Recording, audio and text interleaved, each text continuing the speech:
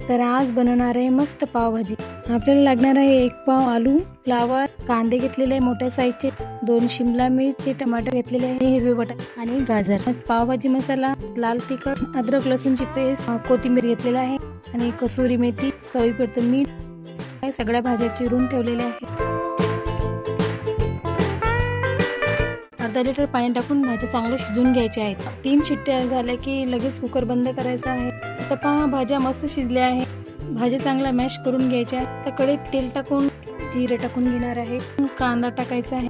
कांदा जरासा परतला की लगेच शिमला मिरची टाकायची आहे आणि बारीक केलेला टमाटर टाकायचा आहे, हिरवी मिरची टाकून घेणार आहे, अद्रक लसूणची पेस्ट टाकायची आहे, हळद आणि मिरची पावडर टाकायची आहे, चवीपुरतं मीठ टाकणार आहे, पावभाजी मसाला टाकायचा आहे। आता हे सगळं मसाले टाकून झाल्यावर याच्यामध्ये मॅश केलेल्या भाज्या टाकायच्या आहे। नंतर चांगलं फिरून पाणी टाकायचं आहे। भाजी जरा पातळच बनवायची, नाही तर भाजी घट्ट होते।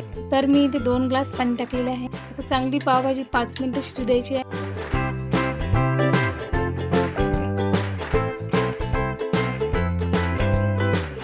तर आता पहा आपली भाजी तयार आहे।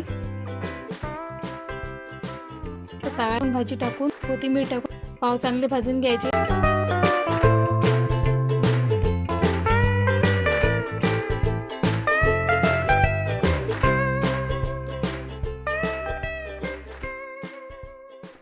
तर मग कशी वाटली ही रेसिपी, तुम्ही सुद्धा ट्राय करा। तर ही रेसिपी आवडल्यास लाईक करा, शेअर करा, सबस्क्राईब करा। धन्यवाद।